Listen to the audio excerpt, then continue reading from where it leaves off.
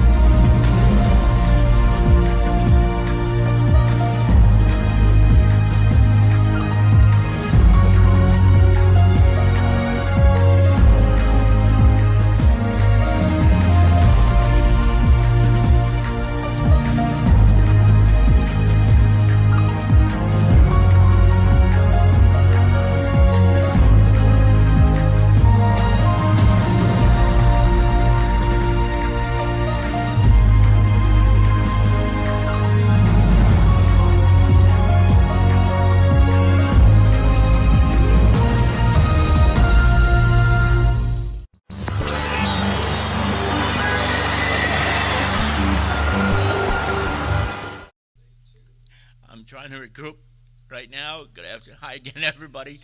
It's Kevin Canessa coming to you from the newsroom of The Observer and TheObserver.com on this, the 22nd day of October in the year 2024. Sure hope you're enjoying your Tuesdays no matter where it is you are in the country. 80 degrees here in downtown Kearny, New Jersey. Lisa is funny today and she's trying to distract me and it's working.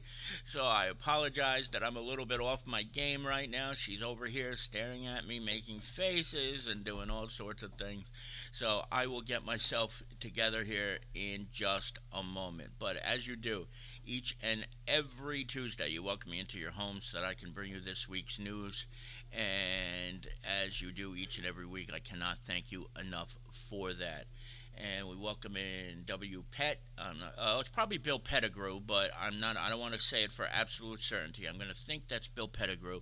But if you happen to be watching in the background, thank you for being here as you are each and every week. Before we get to this week's newspaper, I have a bunch of things I got to get to. First is this. This happened yesterday in Lyndhurst. There was a fire at 641 2nd Avenue. And Paul Haggerty reached out to us and sent us this photo from the scene. And the fire, if you look at this picture right here, it doesn't look as bad as it really was. But unfortunately, the folks who live in that house had to evacuate and stay out of the house. It's uninhabitable now because they determined that the cause of the fire was electrical. And with electrical fires, obviously, there's something not right that has to be remediated with the house. So unfortunately the house was deemed uninhabitable and the residents will have to find alternate housing for the meantime while the house is fixed and remediated. Fortunately they were able to get the fire out very, very quickly when the fire department arrived on the scene at 2nd Avenue, but still nonetheless, it was a busy week for the Lyndhurst Fire Department. As you'll see in this week's edition of the newspaper, there was another fire that did some substantial damage. Wait till you see it. We'll get to that in a few minutes, but this one happened just last night, and I was grateful to Paul Haggerty for sending this to us. Paul is the fire chief, but he's also a lieutenant in the police department as well. This is a man who, I tell you, does not sleep. He is constantly doing stuff. In fact, when this all broke out on Friday, he was off duty, but planned on mowing his lawn and doing things around the house, but instead spent the day dealing with a whole bunch of fires in Lyndhurst and a few other incidents that happened in some of the stores, which I'll get to a little bit later on, as we will do each and every week until this situation is resolved. This, of course, is a photograph of our dear friend Juan Barroso Jr., and he is a Kearny firefighter, also the longtime chief fire inspector for the town of Kearny's fire department. He has been suspended for more than 7 months now in total, and in that time he is not being paid. It's my understanding he had appealed to the Civil Service Board and asked that it be switched over to suspension with pay, and as is normally par for the course, that was denied. So here's a young man who has 4 children, including one who was just born a couple of weeks ago, 4 sons, who has not had a paycheck in 7 months, just bought a house, and is basically being suspended on what can only be described as what I would call one of those witch hunts, because he didn't do anything wrong, certainly not enough to deserve what's been happening to him. But I will remind everybody each and every week as we get closer to the election, after the election, and into next year, that Juan Barroso is still suspended, not being paid, and it stinks. It really and truly does. Juan Barroso deserves so much better than this. Now, last week we talked about this. That is that Renato da Silva, who is the 3rd Ward councilman right now in the town of Kearny, he was never elected to that position. He was appointed by the county committee and then the town council about a year ago. And in June, he ran in a Democratic primary for the position for 3rd Ward councilman, and he ran against, as a Democrat, Fred Esteves. Well, Fred Esteves, don't you know, won that election, and he won it pretty handily in the primary. And now Esteves is squaring off in 2 weeks, in fact 2 weeks from today, against Republican George Santos, who I will be interviewing later this week in a video interview. And I'm looking forward to that very much, to introduce you to Mr. Santos and what he stands for. But I'm going to tell you this. This is kind of interesting. Right now, as you can tell, there are a couple of signs up in the 3rd Ward that were used in the primary. And if you notice at the top of the sign, the word "write-in" is written in black magic marker, and above where it says "your vote in action" is magic markered out what the original date was for the Democratic primary earlier this year in June. So I don't quite understand the logic behind this, because I want to explain to you that in the state of New Jersey, when you run for your party's nomination, the people who run for the party's nomination are not able to run in November on the ballot because the deadline coincides with primary day. And the reason the state law is the way it is to ensure that when you lose a primary, you can't try to get in through the back door. But the man, Da Silva here, who always talks about democracy in action, is trying to subvert it with this write-in candidacy. And here's why I'm telling you this right now, and why this is such a problem. And I'm going to want you to take a look at this real quick. I'm going to put up on the screen something that happened in 2018. This is the last time somebody in the town of Kearny attempted a write-in candidacy. This is Larry Hanlon. He's my friend. You probably know Larry. If you've known Larry, he's been around here for many, many years. He goes to a lot of council meetings. He's involved in East Newark. He was an inspector in East Newark for many, many years. He's very well respected in the town of Kearny. But in 2018, when Eileen Eckel was running, I believe, unopposed, he waged a write-in campaign, did Larry Hanlon. And he, at the time, was a member of the Democratic County Committee. So this was what he did. He decided he was going to run a write-in campaign, and he got a handful of votes, but not many that year. It was, I think, in the 20s, maybe a little bit more. So I don't want to be quoted on that. And then one of the things that he did here was he sent out this dummy ballot that you can see right here, and in it he highlighted personal choice and asked that people write his name in. Now, you're saying to yourself, well, why is what Councilman Da Silva is doing not right, but what Larry is doing is okay? Well, here's the difference. When Larry Hanlon ran as a write-in candidate, he wasn't the loser of any of the primaries. He was just running independently to get the to win the seat. He didn't win it. Okay, he didn't win it.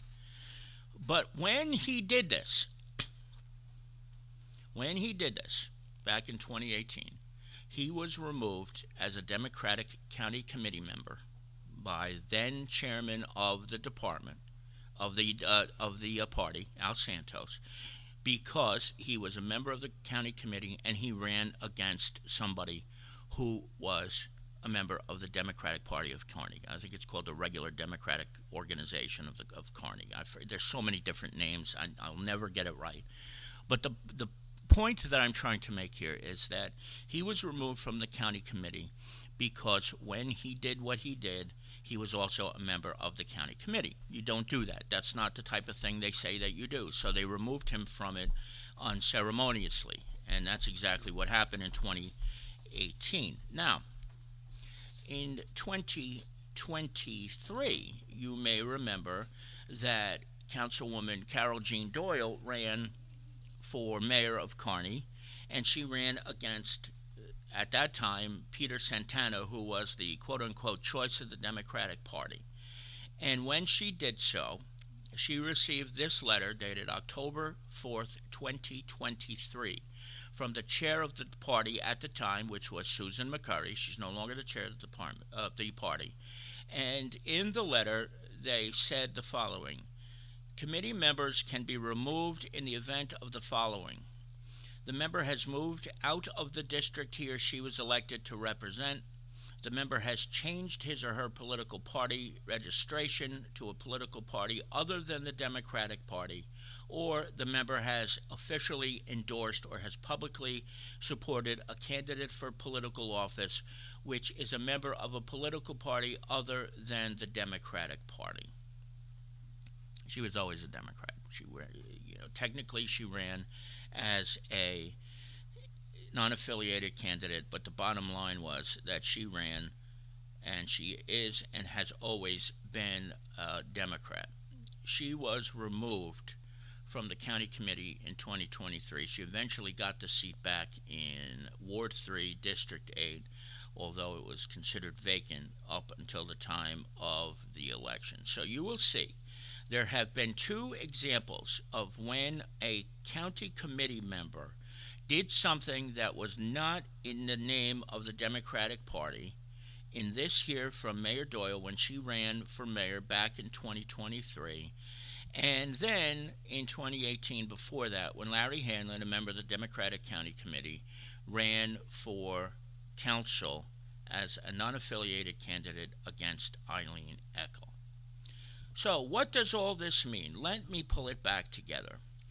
This sign that you see here will be on the lawn of Renato da Silva, and for my understanding, though I have not seen it, it is also on the lawn of Councilwoman Eileen Eckel. They are both members of the Democratic County Committee. Eileen Eckel is, and so is Renato da Silva. Both of them are members of the county committee. When this happened to Larry, when this happened to the mayor, both of them were removed from the county committee for their actions. So my question is this, and this is something I think that the chairman of the Hudson County Democrats need to address, and that is Craig Guy, the county executive. Will these two be removed from the county committee for doing basically the exact same thing that was done in 2023 and in 2018? I need to know the answer to that. I think everybody should demand to know the answer to that. Because when Mayor Doyle was removed from the county committee in 2023, it backfired. It really did. And when Larry Hanlon was taken off the county committee in 2018, it too backfired because Larry was very, very loyal, and he always showed up, and he was always at meetings, and he was always doing the right thing. So now you have two county committee members, both who are representatives of the 3rd Ward, who have these signs up on their lawns. These, I don't know what you would call it. I think it resembles what you would see in a student council election, with handwritten writing at the top and blacking out of the date of the actual election, which said June of 2024 originally, pulling a stunt like this. for whatever the reason. I can't even begin to speculate what the reason is, but whatever it is, it's rotten. But why is it that they are not being asked to be removed from the county committee for doing the exact same thing that caused the removal of the mayor and Larry Hanlon a few years earlier than that? That's the bottom line to all this, folks. This is going on right now. This is the kind of games that are going on. This is a time where people need to be unified. There is an election in 2 weeks. 2 weeks. And it's not just a local election. It's one that has a lot of consequences. But they're pulling games like this. But what's good for the goose is good for the gander. Except, apparently, in this situation. Where is the outrage for this the way it was when Mayor Doyle ran last year and when Larry Hanlon ran as a write-in candidate in 2018? The difference and the hypocrisy is absolutely staggering right now. And I will be very interested to hear whether or not Craig Guy, the county executive, who is also the chairman of the Hudson County Democratic Party, takes any kind of action on this, because it is the exact same thing, no matter what you say. There is no difference between what he's doing than what the mayor did back. In fact, this is even worse, because he lost. He lost in the primary, and he still will not accept the results of the election because he thinks he knows better, and he thinks he's more equipped, which just the arrogance. I've never seen anything like it. But we'll see what happens with County Executive Craig Guy, whether he does something about this. And he's not going to get more than 15 or 20 votes. You just don't in this town. It doesn't work. It doesn't work. You can't wait. These candidacies are certainly cause a wave, but they don't affect or come up with enough votes to win. Maybe it'll throw the rest of the electorate off. Maybe that's the idea. Run against a Democrat and a Republican, and it'll help the Republican candidate. I don't know. Maybe that's the idea behind this. But come on, man. You lost. And you're doing this. And you're going against your own party. Something you have complained about in the past. It just doesn't make any sense to me. And that's where we stand right now in this election. Just 2 weeks to go before it happens. Now, one last thing. This is not the kind of thing I want to address. But this is where elections get so ridiculous that somebody's bound to get sued and somebody's bound to get very, very much hurt. If you look at this response that was made to Manny Ventoso Jr. here, the guy killed a baby in cold blood. This is where we've come. This is where we've ended up. I know Kenny Gonzalez. Kenny Gonzalez is a graduate of St. Peter's Prep. But this is embarrassing. And this is the tone that people are using for elections in the town. This is the tone that people are using for elections all over the place. And this is what it's come down to. Manny went through a lot in a couple of years ago. There's no doubt about that. But what Manny Ventoso never did was kill a baby in cold blood. And for this kid, who I think is 24, to post something like this is pretty dangerous. And I hope he knows that there's consequences to saying stuff like this. So this is what happens when people make comments when they don't think about what the repercussions are. But he never killed a baby. He never killed a baby. And to put that out there is not only dangerous, it's wrong. And I wouldn't be a bit surprised if Manny sued him, and I wouldn't blame him. Because that kind of stuff is very, very dangerous. It really is. Could you imagine if I went on Facebook somewhere and said, Kenneth Gonzalez did X, Y, or Z to a woman, and it never happened? You wouldn't tolerate it. You wouldn't accept it. You wouldn't let it go. But that's exactly what this guy did here. The guy killed a baby in cold blood. No, he didn't. No, he did not. And he was never even accused of such a thing. So I find great shame that something like this would be said in the middle of an election to score points. I don't know, what do you call it? I don't know what it's even considered or what kind of playbook this is. But I hope this kid really realizes what he's doing, because it's going to hurt more than just the people. It's going to hurt him personally. And when I say that, I mean by reputation, and God forbid if he gets sued. And this is just one example of what happens when people say things irresponsibly. I will never get it. I will never understand it. But that's where we are right now. It's horrible. All right, everybody. Now, it's time to get to this week's newspaper, because I have gone on long enough. And this, of course, most of you knew about already. But last week, the town of Kearny unveiled the Hometown Heroes banners that are up along Kearny Avenue. And fortunately, it was a beautiful day. It was a nice day. All of the names of all of the veterans were read out, and there was a nice ceremony. I would say there's probably about 200 people who came, maybe a little bit more. And we really need to give a couple tips of the cap. First, to Linda DeIsa and the UEZ for pulling this off, to the mayor and the council for their support, but Councilman Jerry Facito, who had a very big role in this, and also Ed Shea. I didn't realize this off the bat, and I apologize for this, that Ed Shea was really the one who said, like, hey, listen, North Arlington does this, and so does Lyndhurst, so why don't we do it here in Kearny? And when they originally set out to do this, only 50 people was what they were expecting to get, and at this point it is almost 200. So congratulations to everybody who was involved in that. It was a very interesting situation, and they did a great job all together. The town of Kearny will be picking up leaves beginning on the 4th of November, but I want you to keep something in mind here, that if you don't follow the instructions on how to get rid of the bags, you can find out how in the story. The town will begin to fine people, which had not happened before, but I spoke with Kevin Murphy, the superintendent of the DPW, and for the first time, if you don't follow the instructions, if you just put them out in piles like you used to be able to do, you can't do that anymore. They have to be in biodegradable bags. The town is going to fine you. You'll get one warning, but after that, so keep that in mind, beginning November 4th, that these things have to be done. The removal of the leaves has to be done according to the law. So follow it, or prepare to accept the consequences of it. This is what I was mentioning to you earlier. Lyndhurst Public Safety had a busy day on Friday.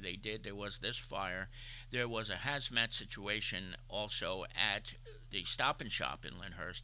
That was a big deal because there was Drano that leaked, but they thought it might have been something else. Just absolutely crazy going on there. So they had to evacuate the place at that time, and then after they evacuated it, they kept it closed for about 3 hours, but it looks like somebody spilled it in the aisle, and one of the porters dragged it on his shoe into an office, and it caused an irritation to the people once they got into this office in the back of the Stop and Shop. So fortunately, everything is okay now, but it could have been a lot worse, and it kept the Lyndhurst Fire Department very busy. They also had a false alarm at the high school when a teacher cooking some food in a microwave caught fire, and it set off the alarms.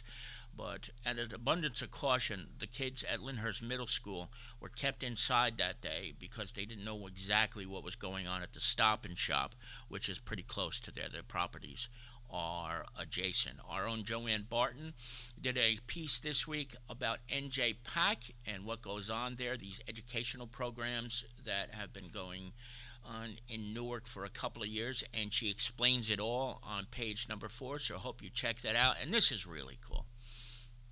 Ava Londonsky, who is the daughter of Lila DeCastro Londonsky, I can never say it right, took over for our dear friend Emma Mujeres Valientes, and she is doing the Tie a Pink Ribbon campaign this year, and she's doing a great job. She's a senior at Mount St. Dominic's Academy, and you'll see the ribbons on trees all around Kearny, and she spearheaded it this year. She's a Girl Scout, and she's looking for her medals and all those sorts of things.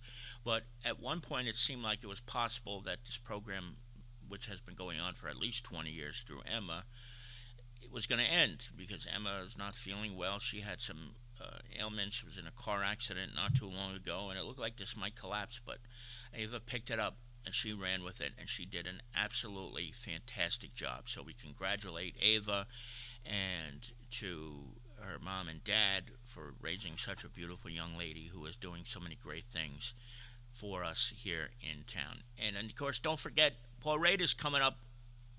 It's in this week's edition. It's this weekend, so don't forget to get ready for that. You definitely want to make it to Parade this year. I'm sure it will be nice and quiet this year as opposed to last year when it wasn't so quiet.